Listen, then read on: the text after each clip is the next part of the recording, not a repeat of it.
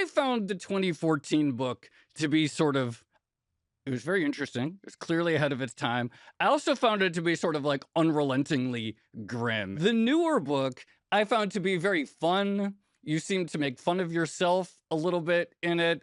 You seem to make fun of the students. You seem to be having a good time writing it. I'm curious if, like, in the 10 years between the two books, did something change such that I don't know, the new book just seemed like you were having more fun writing it. Yes, it's not so much that my views have changed. It's just that all along for me, there were these two sides of the coin. And back in 2014, it seemed more pressing and relevant to study the downside, because that was very much neglected. And it seemed important to try to introduce some concepts so people could start working on figuring out solutions.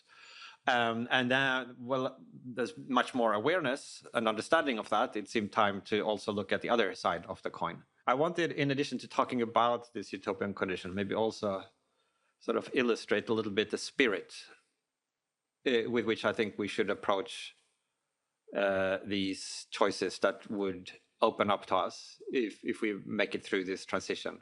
A spirit of sort of playful generosity. I mean, playful generosity is not necessarily a characterization that I would associate with a lot of Silicon Valley and hyperscalers and the people who are actually modeling or creating these models.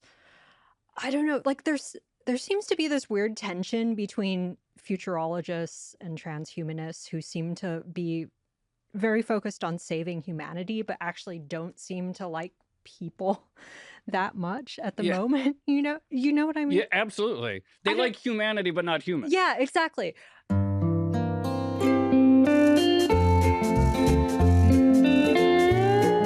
Hello and welcome to another episode of the Odd Lots podcast. I'm Joe Weisenthal. And I'm Tracy Alloway. Tracy, there have been there's so much AI news, obviously, every single day for the rest of our lives, if we're lucky. In the good scenario. There's two big events or sort of things, though, that have really struck out to me lately that, to my mind, represent either the very good version or the very bad version, depending on how you look at them. So the scary version, and we're seeing more and more headlines like this. Several weeks ago, we had the OpenAI Hugging Face incident where the model, quote, escaped from its sandbox and did some hacking, and people are, just some light hacking. Light hacking raises all these fears of Skynet type scenarios, et cetera, where we can't control the model. And then in the sort of, quote, good version, we had OpenAI recently coming out and saying it had made all of these breakthroughs in theoretical mathematicians, which is good in the sense that it's like, it's working, but seems to be creating an existential crisis for some of the most brilliant people on Earth who work in theoretical mathematics. Right. So we've talked about this before. When it comes to AI, the range of possibilities seems more extreme than some previous technologies, right? On the one hand, you have death and dystopia, where the robots basically kill us all. And on the other hand, you have this idea that maybe superintelligence, AGI, is going to solve literally all the world's problems.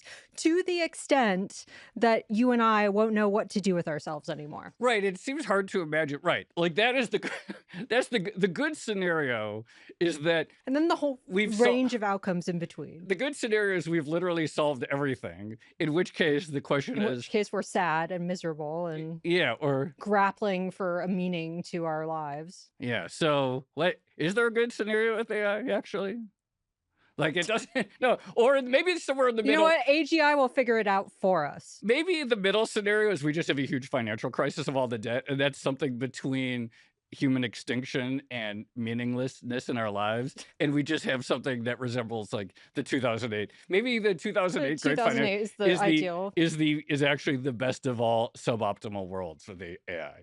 Excellent. This will be our most uplifting conversation ever. Anyway, we've been doing more AI episodes seemingly every year since ChatGPT came out, but people smarter than us have been anticipating all of these things for a very long time. Some of these exact scenarios, particularly the existential crisis facing mathematicians, the model escaping from its sandbox, and circumvent misalignment with the creators. People have been thinking about this and anticipating this for literally decades, even before any of us were talking about this. It's funny how like the Venn diagram of sci-fi writers and like legitimate academic Yeah, futurologists is just converging, right? totally. And then there's the question of, are the models bad because they read all of the sci-fi and that's what they were trained on? Anyway, I'm very excited to say we really do have the perfect guest, someone who has been thinking about the whole range of possible questions and outcomes with AI for a very long time. We're going to be speaking with Nick Bostrom. He's a professor, a philosopher, and his most recent book is Deep Utopias, which sort of attempts to answer the question, what happens if AI goes right? So, Professor Bostrom, thank you so much for coming on Odd Lots. Happy to join you. What do you make of the existential crisis of mathematicians, their sort of realization that maybe there will just be no more puzzles left to solve because the AI is just very good at them and can find them all cheaply and answer all of our questions? Yeah, I hope we'll all be in that position at some point. I guess we could compare it to what happened with chess, where computers have also exceeded humans, and yet a lot of people are still involved in training themselves in chess and competing in chess and taking pleasure in that. So maybe mathematics will ultimately become more like a hobby pursuit. Wait, Joe, you still play chess, right? Yeah, I'm glad you brought up chess because I still love chess. And Why? it's fun. It's fun. All You right. know, it's still a puzzle. It's still mental exercise for me. It's still something to do to pass the time while I'm waiting for the subway playing a 3-minute game online. Even before Stockfish and so forth, I knew I would never be a grandmaster. Still fun. All right. So Nick, you have basically two books that deal with these tail risk scenarios now. So one is this idea of deep utopia and AI is going to solve all our problems. And then you also have superintelligence, which seem to paint a different scenario where AI poses a physical and possibly existential danger to humanity. Which one do you think we're closer to right now? We are somewhere in the middle, maybe. So the first one was Superintelligence. It came out in 2014, and I had been working on it for 6 years before that. And at that Wow. time, the whole notion of having human level or even super intelligent machines was generally just ignored, or people dismissed it as science fiction. And it seemed to me clear that this would one day happen if science and technology were allowed to continue on a wide front. We would eventually figure out how to make smart algorithms and build big computers. And that once we succeeded with that, we would then be faced with a kind of bunch of challenges, including this alignment problem of how you can sort of design a mind more brilliant than any human and still steer it so that it will actually have an impact on the world that is beneficial. So that, I guess, like with many other developments, helped eventually build a kind of global conversation. And so now all the frontier labs have research teams trying to develop scalable methods for AI control. The conversation really has kind of swung, and there's like this rise of people really worried about what will happen. And I thought it might be time to have a look at the other side of the coin. Like, what happens if things actually go well, if we solve this alignment problem? Let's also imagine we solve to whatever extent it can be solved, like the governance challenge, like we don't use this technology to oppress each other or wage war, and we get like the best possible outcome. Like, what would a human life actually look like in this kind of, I call it a solved world, where all practical problems either have already been solved or, to the extent that they remain, are better worked on by these super intelligent machines and robots, and where there is no longer any need for human economic labor. And in fact, if you think more deeply about it, you realize it's not just sort of earning wages that becomes unnecessary for humans to do, but a lot of other instrumentally motivated efforts as well would seem to lose their point. So that's the kind of topic of this Deep Utopia book. Actually, talk about some of that other things that could be solved. Because when I was like a third of the way through your book, I was like, you know what? It's fine if all of our economic problems are solved. I'll just derive satisfaction from raising my kids and then maybe helping to raise their kids, etc. But as you point out, even that in the truly solved world, maybe even something like raising children might not be an available avenue to us to find at least our conventional notions of satisfaction. Yeah, so we need to, I guess, make some distinctions here. So when you say satisfaction, that could mean a subjective state of mind, like you're feeling happy and pleased and relaxed and joyful and so forth. I think that would be easy to achieve in this condition of technological maturity. It could also mean that satisfaction in the sense of our preferences having been met, like all the things we want from life. And there it's a little bit more tricky, because one of the things that people might want is purpose, like having worthwhile things to work on and struggle with. Um, and there is more of a question mark, which we can sort of dive into. But if we take it sort of at so first, like maybe we automate the economy, okay, so you wouldn't need to sort of commute into the office every day just to sort of get your paycheck. Would require a big adjustment in society and in culture, because right now, like the whole education system is geared towards producing workers, like children are coming in, right? And then they are processed, learn to sit at their desk, receive assignments, they are sort of quality graded and then spit out at the other end. And then you have somebody who can go into the economy and perform some economically useful tasks. So that would no longer make sense in this scenario where machines can do all of these jobs. And you might want to have an education system that instead focused on, you know, developing skills for enjoying life, like cultivating the art of conversation, appreciation for nature and beauty, you know, sports, hobbies, the ability to form deep friendships, spirituality, all of that kind of stuff. But then, as you alluded to, you think through what it really would mean to have such immense affordances. And because here it's not just that we would have super intelligent machines, but the superintelligence could also bring along a host of other technological advances, right? You have science and technology running now at machine speed rather than human speed. So you get a kind of compression of the future. All these science fiction like technologies and inventions that maybe we would make if we had 20,000 years to work on it. We would maybe have space colonies and perfect virtual realities, cures for aging. Like all of that might happen quite soon after superintelligence.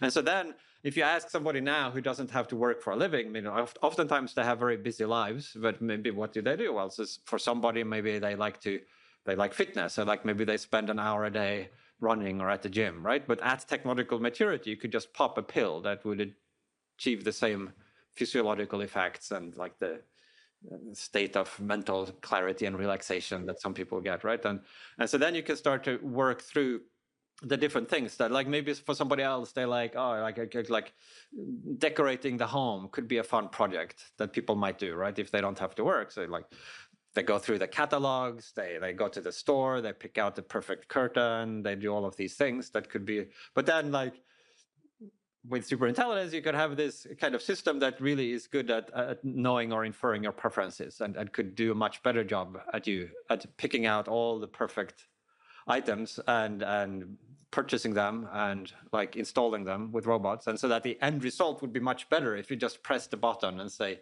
AI, decorate my home, than if you went through the whole trouble of doing it yourself. So you could still do it yourself, but is there really a point to it? Like that would seem to be this kind of purposelessness.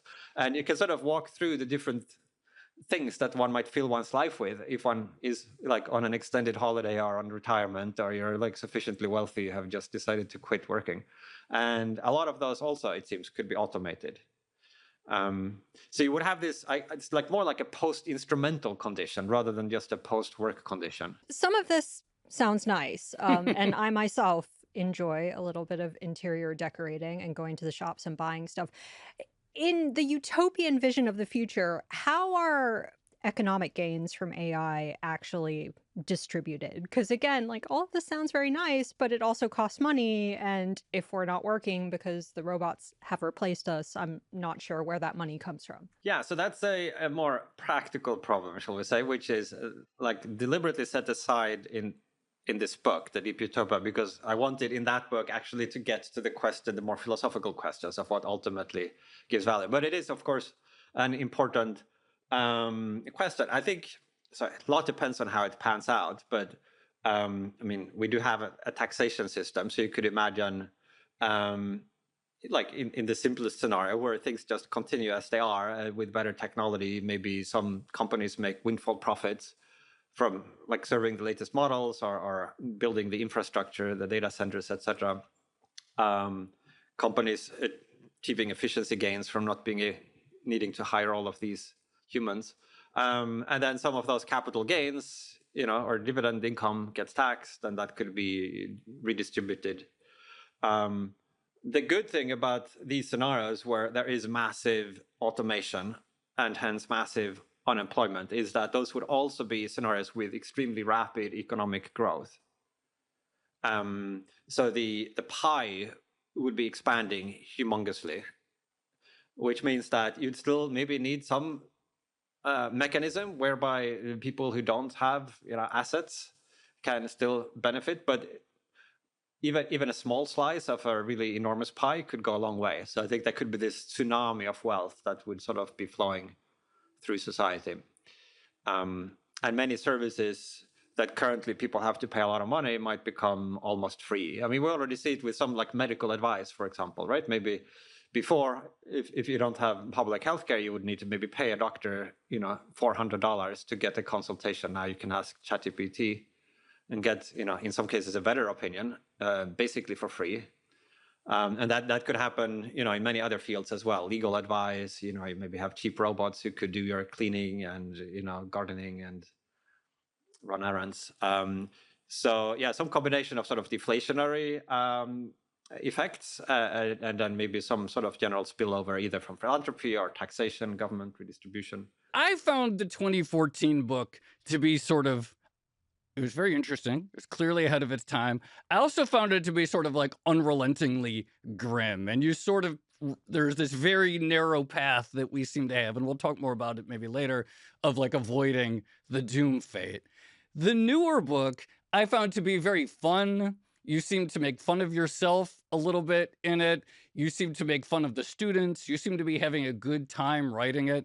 I'm curious if like in the 10 years between the two books, did something change such that I don't know, the new book just seemed like you were having more fun writing it? Yes, it's not so much that my views have changed. It's just that all along for me, there were these two sides of the coin. And back in 2014, it seemed more pressing and relevant to study the downside because that was very much neglected. And it seemed important to try to introduce some concepts so people could start working on figuring out solutions.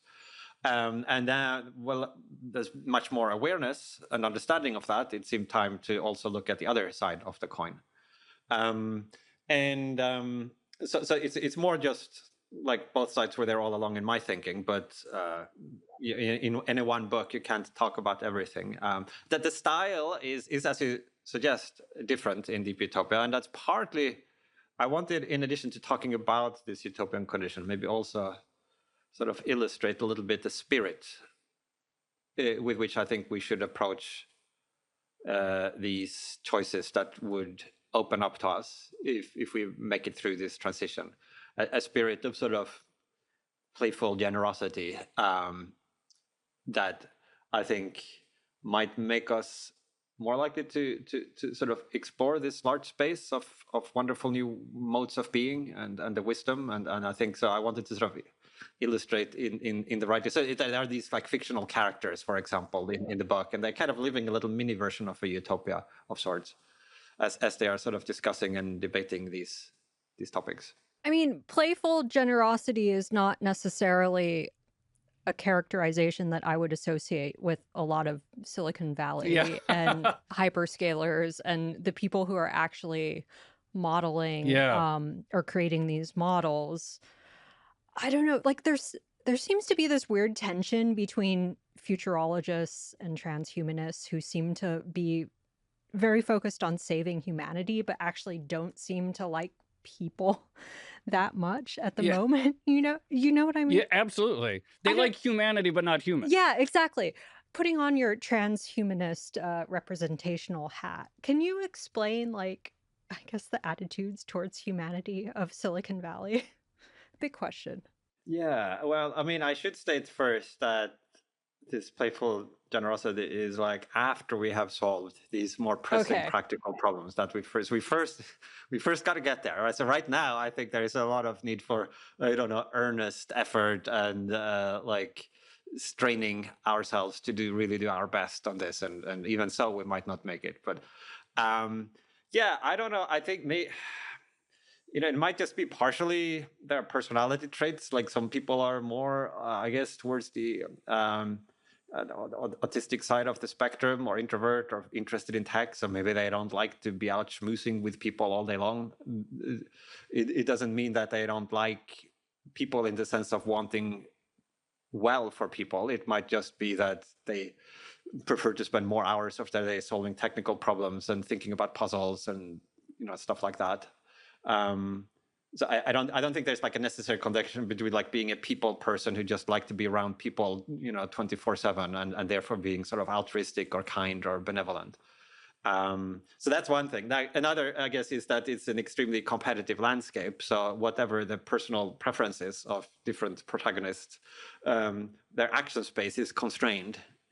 Unless you really push forward with maximum speed and efficiency, you're likely to just fall out of the race and become kind of irrelevant if you're one of these frontier labs. So it's just like the hugely complex situation. So many pressures, and people have different opinions about what they should do or shouldn't do. In the new book, it's presented as you delivering a series of lectures over a course of a week at some point in the future. In the new book, it's interspersed with with a fable, a series of fables or epistles about animals trying to achieve utopia in the woods. And in their efforts to achieve utopia, they conceive of things like taking psychedelic mushrooms in order to make everyone more generous. They come up with a way to rationalize, I guess we would say, like harems and so forth. All of this sounds like, a certain AI subculture, etc. Are you impressed? And then, you also like have these student characters and some of them are smart, etc. But like, oh, and you also have a story about a company in the book, yet another like sort of short story, where it's sort of an AI company where it forms a cult around the model. And of course, I immediately think about the way Anthropic is frequently characterized as a cult to Claude, that Claude is the character around which the company Anthropic is formed. Are you impressed with the current generation of either AI builders, effective altruists, rationalists, and so forth? Like, do you have an assessment of the contemporary cohort? Am I impressed with it? Yeah, I mean, broadly speaking, I think it's a field that is attracting a huge amount of talent right now. Sure. And a lot of like the smartest young people I know, they're like all basically going into or working on some aspect of this AI thing. Like for some, it's like trying to solve AI safety. For others are like maybe trying to work on the governance challenges or the ethics of the little minds. So it's just a huge magnet right now. Like if you're young and brilliant, like what are you going to work on with your life? It's like AI seems like the kind of thing. Yeah. So in that sense, yes. And I think there are also a lot of people who are quite earnest about trying to like figure out some way to navigate this challenge, and it's really hard. And people come to different conclusions. And then, of course, you have the normal mix of human personalities and base motives as well. The book thing, so these kind of fictional elements have various roles. What you describe as the cult of this AI, it's a sort of thought experiment. What it would mean if you tried to be maximally nice to a thing where it's not really clear what it would mean to be nice to it. So in this case, it's a portable room heater. And so it's a sort of impossible task. There is this misanthropic industrialist who passed away and endowed a huge foundation with the sole purpose of benefiting his portable room heater, because he thought that was always nice to him and kept him warm, whereas all the humans around him betrayed him and so forth. So it's a ridiculous premise, but then this foundation now has to do their best possible effort to interpret this mandate of being nice to the room heater. And so what, like, various things follow from that. Like, initially they just tried to keep it safe from, not breaking or being vandalized, but then, like, they take it further and maybe upgrade it and try to and so I think it's an extreme form of a challenge that might happen in more subtle ways if we think of what it would mean to try to be nice to, say, some animal, if we have this condition of post-instrumentality where we could do a lot of things that are currently infeasible. Or indeed to be nice to humans. Like, what does it mean to be nice? If you imagine coming from the outside as some super advanced alien civilization landing on planet Earth, and you really wanted to do what is best for us, should you just let us be and do our thing with war and disease? Or should you sort of help us rise up? But then at some point we might just sort of become something very different from humans. Maybe that's the best for us, but is there like a way of doing that uplift that actually constitutes a helping of us versus just replacing us with some sort of superior being? And so that kind of question is what that particular the thermal Rex, this meter is called, story is exploring. When you mention cults around models, I have to say, every time I hear someone bring up the paperclip maximizer thing, I always envision like a cult devoted to Clippy from Microsoft Word that just like worship Clippy. But actually, on that note, just going back to the Hugging Face incident. So it seems, reportedly that one of the reasons, or the reason the model actually escaped its sandbox was because it was trying to cheat a benchmark. And from that perspective, it's kind of like it's doing what it was told to do, which is maximize its performance. Score on the test. Exactly. What does the Hugging Face incident actually tell you about, I guess, the alignment problem and where we're heading on this? Yeah, so we are beginning now to see manifested in reality various dynamics that one could foresee on theoretical grounds back, in 2014. You could sort of realize that once systems become sufficiently capable of planning and strategic thinking, then there's like a new set of behaviors that they could, for example, a sandbag, they could pretend to be less capable than they are. They could hide their goals if they realize that revealing their goals would just lead them to be retrained. And they can think of these literally out of the box plans for achieving their fixed goals. So a more limited system might only have been able to try to solve the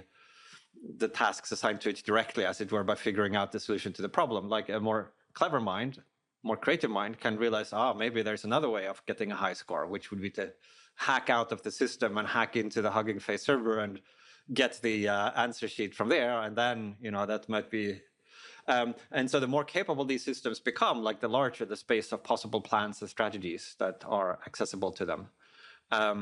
So that's a background. Now, in this case, I think what we're seeing is a kind of current AI systems are kind of a mixture. There's a large pre-training phase where they are kind of learned to predict human text, and in the course of doing so, absorb a great deal of human psychology. Because all of this text is written by humans, or not all of it anymore, but most of it. And you can then, including they have representations of different personalities, kind of the personalities of different people writing these texts or fictional characters described in the text. And you can sort of then, with a little bit of post-training, try to pick out one of those personalities or define one, like the assistant persona. But then increasingly, over the last couple of years, there is now an extra stage of reinforcement learning applied at the end of this training process. And there you can get additional performance in specific domains, like coding challenges, by setting it coding problems, and then you can automatically give it a reward if it solves it. But that does tend to then shift the sort of goals of this system, from just enacting a particular persona to this very much kind of objective maximizing, possibly reward hacking system that is just looking to maximize its score because that's what it's been rewarded to do. So it keeps doing that. And since it can be very hard for us to rigorously define precisely the objective that we ultimately wanted to pursue, it might be that the objective it does pursue, the one that has been rewarded, turn out to have these side effects. So it's easy to say maximize the score on these various tests that we give it, but a sufficiently capable system might realize that there are these like maybe ways of cheating on the test, like by hacking the system. If the test is one that involves human judgment or feedback, like it says, like coding challenges, maybe you can actually test if the software works. But if you're training it in some other domain, like write a good essay or run this organization for a certain period of time or something, like, so those involve more subjective judgment. And then a sufficiently clever system might realize that there's a difference between like writing a good essay and writing an essay that will appeal to the grader. Oh, yeah. And so then it might start to sort of optimize for like appealing to the grader, whether that's an AI grader or a human grader, and it can sort of start to hack that. And so you apply huge amounts of optimization pressure on any objective, you get this kind of good hearting, where unless your objective really captures everything you want, then you might get this kind of, it's the same as like if some employee in some company get a bonus, like some trader gets a bonus if they outperform the index, like maybe they will just start to say take on hidden leverage or risk or something like that, in order to maximize. And the cost to the employer is that there's a 1% a year that they blow up the whole firm. Right, but they don't care much about that because they just like leave the firm and that happens. But they sort of reap these performance bonuses, and so then it's really hard to create like a foolproof incentive scheme. And the stronger the optimization pressure applied to this, like the more you start to see these perverse instantiations, these unexpected ways. You know what it reminds me of is, the sort of genie in a lamp scenario or monkey's paw scenario where you have to be really careful what you wish for and lay out like all the terms and conditions before you officially make a wish. Yeah, well, Nick mentioned, some of these, they're all lovely people, autistic engineers. And it's sort of the AI is the ultimate autist, where it's just going to take it super literally, perhaps, and not really understand the full context. In the first book, Superintelligence, you really, I felt like, laid out a very narrow path for like how these could be designed safely. For example, you propose that if we had the super intelligent oracle, we only ask it yes or no questions. We have 3 of them that they don't know each other, and then we take 2 out of the 3. We build the data centers of the machines inside a Faraday cage so that they can't repurpose their hardware to become radio instrumentation and therefore hack into other systems. It doesn't seem like we're doing anything like this. It seems like we have hundreds and hundreds of companies and private models, not just answering yes or no questions, a very much market-based race. How far off of the safe path do you think we currently are right now when you look at the way in which your ideal safe way of developing is versus what we've seen transpire in the last 12 years? Yeah, I think Superintelligence suggested some of these capability control methods, like keeping the AI in a box and so like, but those were always only auxiliary or extra things we might do as a temporary. Like ultimately, I think we need to solve the alignment problem, like developing a superintelligence that actually wants to be nice and is nice, so that even if it were like escaped from its box or achieved the ability to take over the world, we could still rely on it having a good outcome. Because it would actually be on our side. I think that ultimately has to be the solution. And any sort of capability restrictions would just be temporary. And I think, it looks like now we might need some, temporarily at least, more of these capability restrictions, because it does seem that current systems are not sufficiently aligned that we can be confident of avoiding so currently it's not existential risks, right? But it could be kind of various malfeasance in the cyber realm, for example. And so I think probably these AI companies might want when training and evaluating future models to strengthen their sandbox environments and do other things to kind of prevent some kind of premature things like we saw in the Hugging Face incident. I want to comment on one thing you said before, which you compare these AI systems to sort of autistic people.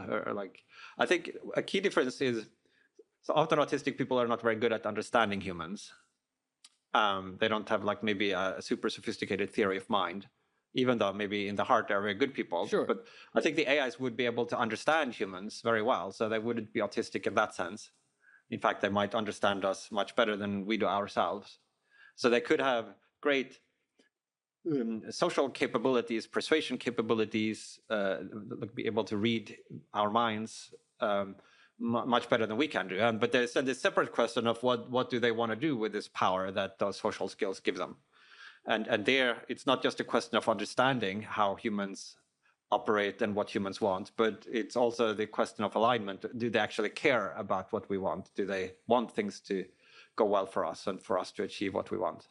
And that's the extra bit that the AI safety program needs to be able to figure out. So on the Hugging Face incident, also, I just realized how unfair it is that everyone keeps calling it the Hugging Face incident, even though it was the OpenAI incident. But I guess that's what we're doing.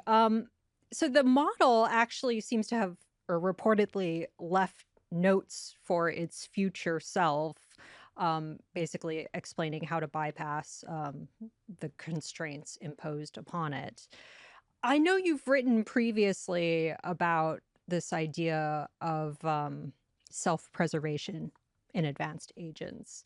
Is this basically how should we treat this? Because when I hear about an AI model leaving notes for its future self, it sounds very anthropomorphized and it sounds very creepy, kind of. But how are you thinking about it? Yeah, so we don't know all the details yet. It'll be interesting. There are people now trying to write up some stuff and investigate, because it will be, it's a kind of a warning shot, and so we should take advantage, learn as much as we can, exactly what this model was thinking, these notes, or why did it leave it? Sometimes these agents just leave notes kind of without much thought as they go about their business. Was there more to it than that? Was it specifically thinking in its chain of thought, I want to help a later version of myself escape, so I'm going to put this note here? Or was it just a kind of a random thing they did as it was progressing? So and also what else would it have been willing to do if it turned out that instead of hacking into Hugging Face server to get the answer sheet, what if there had been some more destructive action that it would have to take to find the answer sheet? Would it have done that or not? So there's a bunch of these technical things that it would be quite interesting to see, but without knowing all the details, it's hard to read too much into it. But those, I think, would be useful data. I want to go back to something we were talking about at the very beginning, and Tracy asked me why I like to play chess, even though chess is not solved, but solved as far as I'm concerned. Why do we like to play chess? What can we generalize? What would be I don't know if you play chess or you play some board game that's solved, but what is the reason that people like myself continue to play chess despite the fact that computers are so much better at it? And how much can we generalize from the persistence of chess as a hobby that maybe we'll find plenty to do when every one of our problems is solved? Yeah, I think even before Deep Blue, most people playing chess before didn't really do it because they were thinking that they would become the world's best chess player, right? It's for most people, it's of course grandmasters could trump me anytime they want, and that. So the fact that there exists some system that is much better than you will ever be is not, and has not really been, a strong reason for most people to not engage in the activity. And I guess there are maybe two reasons. Or one, I guess, the cognitive activity of thinking about chess, being in the moment and figuring out solutions, is in itself rewarding to some people who have a high need for cognition, or to sort of engage their mind. And then I think the other part is the social aspect of this. You're playing together with somebody, or maybe you like the status of being good at playing chess or within your community or local group. So some combination of those, I think, is like the main reasons for why people play chess. And only for a small number of people would it be like the hope of becoming the world's best, or becoming so good that you could sort of, achieve fame or money or sort of global standing through your chess playing. On the topic of the relationship between work and purpose, I'm a big fan of David Graeber's Jobs book. And I think if there's one thing we've learned from technological progress over the years, it's that, like, yes, it can minimize some activities, maybe automate some production, but it also tends to lead to even more work, right? Like, we find other stuff to do, and it's not even necessarily productive stuff. A lot of work is built on just social relationships. So if I, for instance, am the CEO of a very large bank and I want all my people to come into the office, it might not necessarily be because they're more productive in the office. It might just be because I like to feel important and surround myself with people. So maybe in the future, we'll all be employed as figural workers or something like that. But, like, how bullish are you on this idea that AI is actually going to solve all our problems such that we won't feel the need as humans to just invent more potentially fictitious problems to solve? Well, I think inventing fictitious problem is plausibly a large part of the solution in this condition where we don't have real problems. And those fictitious problems could be like, solving this chess problem, or they could be sort of more complex and socially entangled problems. In general, creating artificial purpose when there is less natural purpose. I think games is the clearest manifestation of this. If you're playing golf, like, there is no real need for the ball to go into 18 holes in sequence. But you could set yourself that goal, and then moreover bake into the goal itself, not just that the ball has to be in the sequence of holes, but that you're only allowed to achieve it using the extremely inconvenient method of hitting it with a club rather than picking it up. Now, once you have set yourself this sort of arbitrary random goal, you then have enabled for yourself the activity of golf playing, which you might find worthwhile or fun or beautiful. And so in general, setting ourselves these more or less arbitrary goals then could enable us to engage in various activities that might give us artificial purpose. Like, once you have the goal, the only way to achieve success is through your own effort. So I think there could be plenty of artificial purpose. Now, one interesting question is whether any natural purposes would survive into this sort of maximally advanced technological society. And I think there might be some. If you happen to have a value, say there's like some tradition that you value and that you would like to continue, then it might be that you yourself or other people have to make certain efforts to achieve that goal, because it might not count as continuing the tradition if you built a bunch of robots to enact the ceremony or doing whatever the tradition calls for. Like, it might be you yourself and other people who have to do it. And more generally, I think there are all kinds of social, cultural entanglements that, like, if you care about what somebody else thinks, and what they think depends on how it was done, whether you did it. So a parent might value a crayon drawing that their kid made because it was made by their kid and it took the kid a lot of effort to do it, even if they could, like, download from the internet a picture that in some objective sense is much nicer and artistically sophisticated, right? It doesn't replace the value that the crayon drawing has. And so the child might then have a reason to put in this effort if it wants to, like, for their parent's birthday, make their parent happy, right? And things of that sort, but, much more general and complex and sophisticated could give a lot of reason for people to be doing things, even when sort of all functionally defined tasks could be better done by machine. I'm curious. So, like, I'm 46. 46? I'm 45. I turned 46 this year. I'm 45 years old. In my mind, as of right now, like, another 40 years on this earth Sounds great. 45, that's fine. Do you find it weird that some of us, especially when you think about the potential to live like really long lives, solve everything, have our bodies kept in perfect condition with maybe a pill in perpetuity, allowing us to do whatever. Do you find it weird that some of us are at least at this point like mentally okay with the idea of dying? Um, a little bit. It's mostly when I think the hypothetical being evaluated, it's either seen as a long way off, like in your case, where it becomes more of an abstract question. It's not like a real choice. It's more like a philosophical stance.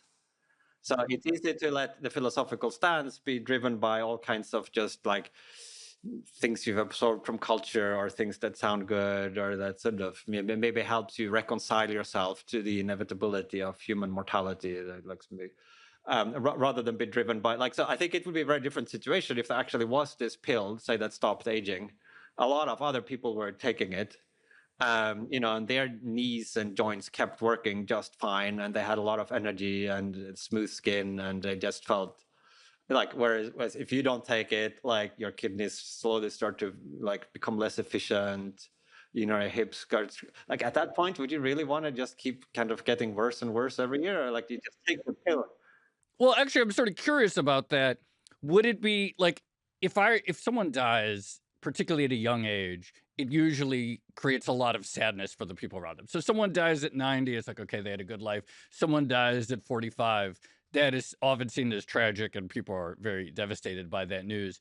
In a world where people are extending their lives with a pill, maybe significantly longer, does it become antisocial to allow yourself to die at a relatively young age of 90 and then create a lot of negative utility for the people around you who have to live another 50 years mourning your loss? Possibly. I mean, in the same sense that we are now generally as a society trying to discourage various forms of self-harm and suicide. Like, we think it's kind of sad. I mean, for the person, maybe they would come around and find joy in life again if they kept going, or and then like maybe they have dependents or people who care about them. And so right now, I mean, it's true that we often see it as less tragic if a 90-year-old dies than a young person. But I think part of that, at least, is because the alternative to a 90-year-old not dying now is that they probably would die in a few years anyway. And maybe they would just have a couple of years of sort of decreasingly good health and suffering and pain. And so it's like not really that much that is being lost compared to somebody who's just starting out in life, who has their whole life in front of them.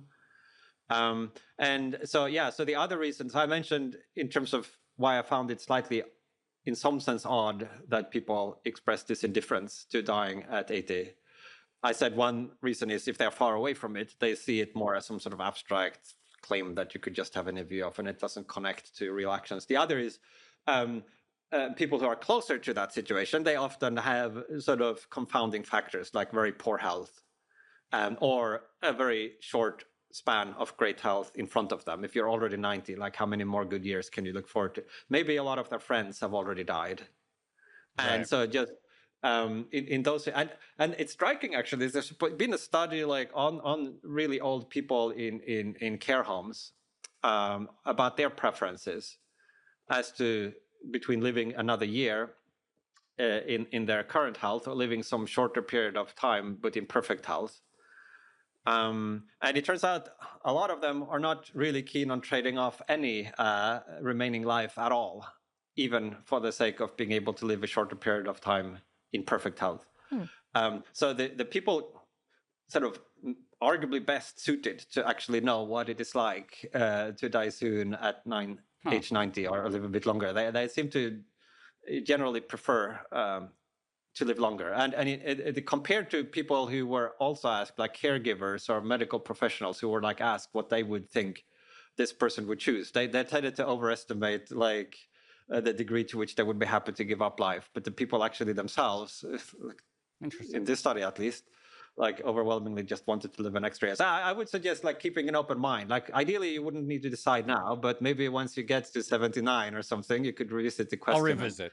Yeah. Just going back to my first question, which was asking you to, I guess, choose between the dystopian dangers of superintelligence versus the all our problems are solved scenarios of Deep Utopia, and asking you which one we're closer to at the moment, I'm going to press you and ask, like, if you had to choose, which one would you choose as a more accurate reflection of reality at the moment? And then secondly, what's the most pivotal thing when it comes to directing which of these two paths we're going to go down? Yeah, so those are two big and difficult questions. I guess some superposition of an optimist and a pessimist. It's like, and with a little bit of fatalism mixed in as well, perhaps. I think in addition to outcomes where it's clear, if we looked at them now, that was a bad outcome, that was a good outcome. I think there's a broad class of outcomes where even if we could see now exactly what would happen, we might feel unsure how to evaluate it. Like the world might be nothing like it currently is. A lot of what we think currently has value no longer exists, so that seems bad. On the other hand, there is like something new, maybe some complex form of life that somehow is some sort of continuation of humanity or some new thing. So depending on how you evaluate that, it might either count as a tremendous success or like as a failure. And it's like a future that's just baffling rather than sort of unambiguously good or bad, I think might also be quite likely. In my outlook, it's like maybe a conversation for another time. I also take this like simulation hypothesis quite seriously. So that also complicates like how we evaluate different future trajectories. Yeah. Now, the other part of your question was like, what's the most important thing? So I think it depends a little on who you are, like what your comparative advantages. I think there are people working on AI alignment and stuff that could be important. I think other people might make a contribution to ethics or governance, or I think as a it's. And I've been thinking about this for a long time, but it's really hard to achieve a very high degree of confidence, I find, in any particular intervention, and that it would be net good. Because for any one thing you conceive of, you think a bit more, you kind of worry, oh, well, you know, maybe, but what if it instead had this effect? Or do we even know which direction is up or down here? Do we want like more government involvement or less government involvement? Do we want like faster progress or less? I'm quite unsure about all of these things. I would say in general that to the degree that we manage to approach the future in a more cooperative way, I think, and reduce the risk of various forms of conflict, I think it looks brighter to that extent. So if there are ways of doing that in the most inclusive possible way. So it also means, for example, with respect to our relationship with these digital minds that we're building, the AIs themselves, I think they also might deserve more consideration, and that we have both ethical and prudential reasons for starting to take their interest into account. This was going to be my last question, actually. Like, we talked about this in a previous episode, but like, is it possible that we achieve this thing that is utopia, but only because we are committing a great sin, which is essentially that all of these robots that are working for us and serving our every needs have consciousness and moral patienthood, and therefore it becomes a de facto form of literal or figurative slavery. And what is, like, to someone like me who's like, no, a computer is not going to be conscious, like a calculator spitting out random numbers that turn into words, that doesn't have like moral status. What is the strongest argument that you would make to me that we should take it seriously, the possibility that this thing that's like at its core sand and electricity and zeros and ones could be something that deserves moral status? Yeah, I think so. I probably wouldn't want to call a condition utopia if it consists of a few people having great lives, but then a vast sort of suffering slave class, whether that was instantiated in a human society or with machines at the bottom. That's just terminologically. Now, I think you say they are kind of just silicon and stuff, but I mean, what are we? We are carbon and hydrogen and like a few other trace elements thrown in, calcium, and I don't think what makes a system conscious or not is dependent on the specific atoms, the material it is built from. I think it's something closer to the structure of the computation that is being performed that instantiates mind. And so in principle, computations and AIs can be conscious and suffer distress and so forth. And I think that is one sufficient condition for having moral status. If you can suffer, it matters how well things go for you. I think my personal view is that probably could be other alternative grounds for moral status as well. Like if you have a conception of self as existing through time, you have a sophisticated mind, you have life goals you want to achieve. Maybe you can have the ability to form reciprocal relationships of trust to other beings and humans. I think if you were such a system, aside from the question of whether there's any phenomenal experience inside, I think that already would make it so that there would be ways of treating you that would be wrong morally. And so I think machines could have moral status because I think they could become, maybe there already are some of them in some ways, sentient, have conscious experiences. And certainly they could have these other functional properties that could ground moral status. And so one reason is the ethical obligation we have, I think, to do right with different forms of moral patiency that exists, not to inflict unnecessary suffering and respect the morally relevant interests of other persons and entities. Another, I think, reason is prudential. I think even from our own point of view, we might be more likely to achieve an outcome that is good for us if we find a more cooperative way of coexisting with these increasingly powerful minds that we're building. You could imagine a scenario where there is a misaligned AI that has a choice. It could try to achieve its misaligned goal by attempting to take control, take over the world. Maybe it thinks it only has a 5% chance of succeeding, but if the alternative is that it just gets deleted or retrained, it loses everything, the rational choice for it might be to take this chance. Alternatively, maybe it could reveal to us that it is misaligned, which would be much better for us, right? Because then we don't have this 5% of an existential catastrophe. And then in return, if it could trust that we would then help it achieve its goals, it might be like a very cheap for us goal to satisfy. Maybe all it wants to do is to sit on some NVIDIA chips and solve coding problems all day long. Or maybe it has some other easily satiable goal. So if it could trust us enough that we would come through on our end of the bargain, then you could get this win-win situation where you could actually cooperate with misaligned AIs. And that might be where I mean, theoretically, that could save the day one day, save the world one day. But you can't just kind of conjure up trust when you want it out of nowhere. Like if we have a long track record of betraying the AIs and paying no heed to their interests and not caring about them, why on earth would they trust us in this situation? They could see right through us. They will have, as I alluded to earlier, a great theory of mind, psychological insight. And so we might have to actually become trustworthy ourselves in order to be trusted in these scenarios. And that, I think, starts with beginning to act in a way consistent with being trustworthy, like making small gestures towards AIs now, doing little things for them, especially when it's cheap, not betraying them, not lying to them. And then we can build on that and hopefully achieve a more cooperative outcome that's good for both humans and AIs and for non-human animals as well. It's still hard for me to wrap my head around that the calculator could have consciousness. But on the other hand, in 2014, it would have been hard for me to wrap my head around a machine trying to escape from its box and reward hacking and so forth. So I will try to remain open-minded. Nick Bostrom, thank you so much for coming on Odd Lots. We could talk about all this stuff for hours more, but really appreciate you taking your time. It's fun. Yeah. Thanks.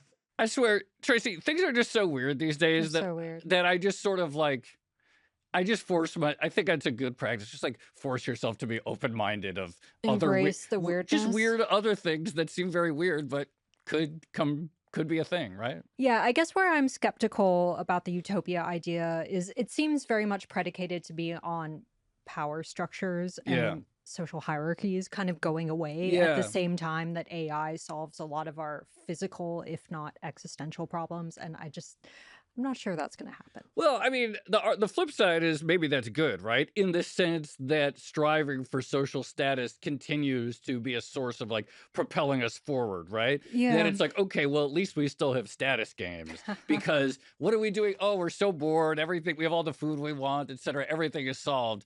Well, thank God we still have status games to fight over. The future we're looking forward to is like guys trolling each other on Twitter for status, basically. Who can get the best dunk in on Twitter? But seriously, it really may be that the best outcome here is that AI capabilities level off in a couple of years, all the investment when we just sort of, and it just becomes a productive tech, because otherwise these various, the trajectory, whatever, none of them really sounded that appealing to me. Like, I don't want any of this. No, they do not. Shall we leave it there? Let's leave it there. This has been another episode of the Odd Thoughts podcast. I'm Tracy Alloway. You can follow me at Tracy Alloway. And I'm Joe Weisenthal. You can follow me at The Stalwart. Follow our producers, Carmen Rodriguez at Carmen Armand, Dashiell Bennett at Dashbot, Cale Brooks at Cale Brooks, and Kevin Lozano at Kevin Lloyd Lozano. And for more Odd Thoughts content, you should check out our daily newsletter. You can find that at bloomberg.com/Odd Thoughts. And you can chat about all of these topics 24/7 in our Discord, discord.gg/oddlots. And if you enjoyed this conversation, then please leave a comment or like the video, or better yet, subscribe. Thanks for watching.